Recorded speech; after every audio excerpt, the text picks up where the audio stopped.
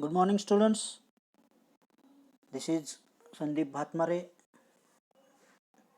taking the subject Transportation Engineering on your class. And in this lecture series of Transportation Engineering, we started the fourth chapter, that is Traffic Engineering. In this lecture, we are going to discuss about the traffic flow characteristics, traffic capacity, studies, and passenger car unit. Okay, so let's start with the traffic flow characteristics and studies. So, what do you know about traffic intensity or traffic volume study or traffic density? Okay, these concepts we are going to discuss in this lecture. Traffic flow characteristics and studies. The measure of traffic flow are volume, density, and speed. Okay, the data for traffic volume, traffic density, space headway, time headway, features of road, traffic maneuvers, etc. are observed here. The basic traffic maneuvers are diverging, merging, and crossing. Density is the number of vehicles occupying a unit length of lane of roadway at a given instant. It is expressed as vehicles per hour. That is traffic density. It is nothing but the number of vehicles occupying a unit length lane of a roadway at given instant. It is vehicles per hour. Then the time interval between the passage of successive vehicles moving in the same lane and measured from head to head as they pass on the road is known as time headway. Okay. Then the distance between successive vehicles moving in the same line measured from head at any instance is known as space headway. Okay. This is the traffic flow characteristics and studies. Okay, you can see the graph for different countries has been shown. Then traffic flow study is useful for different situations or different conditions as follows. Traffic flow study is useful in geometric design features such as volume, number of lanes, width of carriageway, etc. Also to decide traffic regulatory measures like one-way movement. It is used in design of traffic control measures and devices. It is also useful in design of traffic control measures and devices. It is also used for accident rate analysis and to determine measures to reduce and avoid accidents. It is also useful to decide speed trends and traffic patterns. It is also used to decide the priority for improvement and expansion. It is used for planning and control of existing facilities and routes. It is also used for planning and designing the new facilities to suggest improvement and expansion. It is also used for planning of pedestrian facilities like sidewalks, crosswalks, subways, and pedestrian signals, etc. It is used for planning signal timings. It is also used for structural design of pavement, to compute roadway capacity, and to plan mass transit facilities. These are the most important things where we use the traffic flow study. Okay. Then traffic capacity studies. Traffic capacity studies is the ability of roadway to accommodate traffic volume, where C is equal to 1000 V upon S, V is speed in kilometer per hour, and S is the average center to center spacing of vehicles in meter, where C is capacity of single lane vehicle per hour. Okay, So we have the formula C is equal to 1000 into V divided by S, where V is the speed, S is the average center to center spacing, and C is the capacity of single lane vehicle per hour. You can see the graph or the image where traffic capacity studies has been shown. Okay. Then traffic operations. It is essential to impose adequate traffic regulations and traffic control devices for safe traffic operations. Traffic regulations should cover all aspects of vehicles, drivers, pedestrians, flow, accidents, etc. The traffic law implemented by legislative law are obligatory on all road users, that is traffic regulations and traffic control devices, that is TCD. Okay. Then what do you know about traffic regulations? Okay. What are the rules and regulations for the traffic? Okay. So various traffic regulatory measures are: first, issue driving license by checking age and conducting test drive. We have whenever we are going to travel, then the driving license is most important, or it is must, and the age above 18 years is required. Then registration of vehicles. Registration of vehicle is very important. Then transfer of ownership. Whenever we are giving our bike to the others or we sell our bike, then transfer of ownership has been done. Okay. Then distinction between private and public vehicles. Then transport authorities. Then speed limit. Then limits of weight. Then parking and halting places. Insurance fees. Punishment of violation and offense. Provision of control devices. These all are rules and regulations related to the traffic. Okay, and we have to follow them. Then what are the traffic controlling devices? The various aids and devices used to control, regulate and guide traffic is called traffic control devices. Whereas signs, signals, markings, islands, lights are the traffic control devices. In signs, regulatory signs, warning signs and informatory signs are there. Then signals, fixed time, manually operated, traffic actuated, pedestrian, special traffic are the different signals. Then markings, pavement, curb, object, reflector unit, delineators are the markings. Then islands, divisional, channelizing, pedestrian loading, rotary, these are the islands. And last, lights, these are the traffic control devices. Then traffic capacity studies.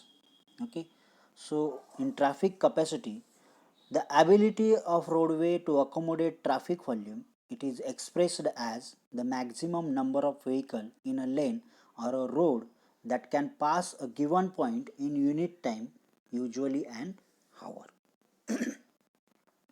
Volume represent an actual rate of flow, whereas capacity indicates a maximum rate of flow with a certain level of service. Then basic capacity. It is the maximum number of passenger cars that can be passed a given point on a roadway during 1 hour under the most nearly ideal roadway and traffic conditions. It is otherwise known as theoretical capacity. Okay, the basic capacity is also known as theoretical capacity. Then possible capacity.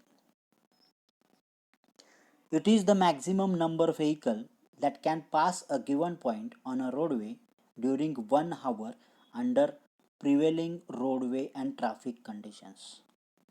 Then fourth, practical capacity. It is the maximum number of vehicles that can pass a given point on a roadway during 1 hour without traffic density being so great as to cause unreasonable delay, hazard, or restriction to the driver freedom to maneuver under the prevailing roadway and traffic conditions, where we can get the formula C is equal to 1000 V upon S, which is already discussed in the earlier, where S is the average spacing of the vehicle in meter, C is the capacity in vehicle per hour per lane. Okay. Then peak hour factor. Peak hour factor. It is basically represent the variation in traffic flow with an hour. Observations of traffic flow consistently indicate that the flow rates are found in the peak. A 15-minute period within an hour is not sustained throughout the entire period, and that is why we need to use the peak hour factor. Normally on freeways, the peak hour factor values ranges from 0.80 to 0.95. Okay, this is the peak hour factor. Then PCU. What do you know about PCU? It is nothing but passenger car unit. The different vehicle classes have a wide range of static characteristics and dynamic characteristics. Apart from these, the driver behavior of the different vehicle classes is also found to vary considerably. Therefore, mixed traffic flow characteristics are very much complex when compared to homogeneous traffic, and it is difficult to estimate the traffic volume capacity of roadway under the mixed traffic flow unless the different vehicle classes are converted to one common standard vehicle unit. Okay. Therefore, it is common practice to consider the passenger car as the standard vehicle unit to convert the other vehicle classes, and this unit is called passenger car unit. Okay. Then passenger car units value depends on the several factors such as vehicle characteristics, transverse and longitudinal gaps or clearance between moving vehicles, speed distribution of the mixed traffic stream, volume to capacity ratio, roadway characteristics, regulations and control of traffic, environmental and climatic conditions. These are the factors on which passenger car unit value depends. Okay. Then passenger car equivalency factor, that is PCU, as per IRC 86/1983,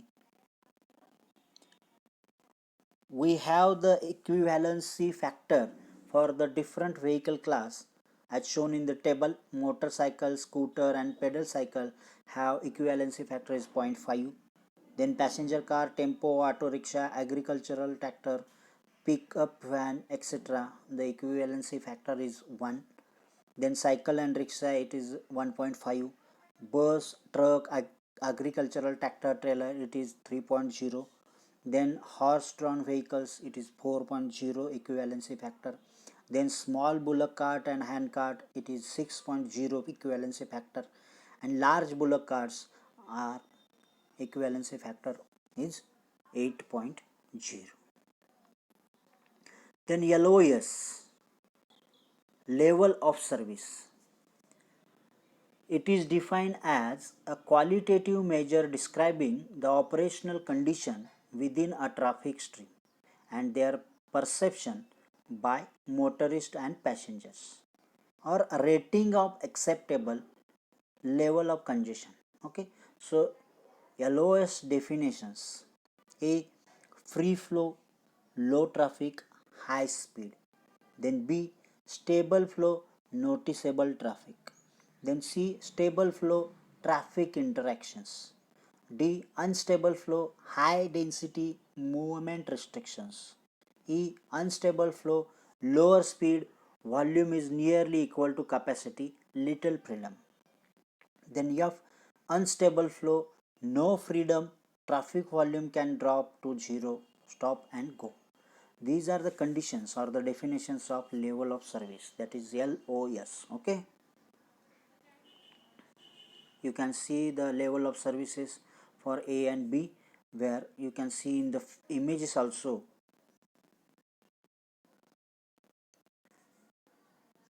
where level of service A, free flow operations are there, no restriction in maneuvering, okay, and in level of service B, reasonably free flow, ability to maneuver is only slightly restricted, and effects of minor incidents still easily absorbed, okay, you can see in the image. Then level of service C and level of service D, you can see in the images. In level of service C, speeds at or near FFS, freedom to maneuver is noticeably restricted. Queues may from behind any significant blockage. Whereas in level of service D, you can see in the image, speeds decline slightly with increasing flows, density increases more quickly, freedom to maneuver is more noticeably limited, minor incidents create queuing. Okay. In India, as per IRC, Indian Road Congress, level of service B and level of service C.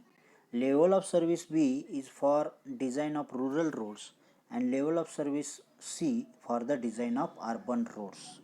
Okay, you can see the volume or oblique capacity ratio and operating speed in the graph and the conditions A, B, C, D, E of the level of services.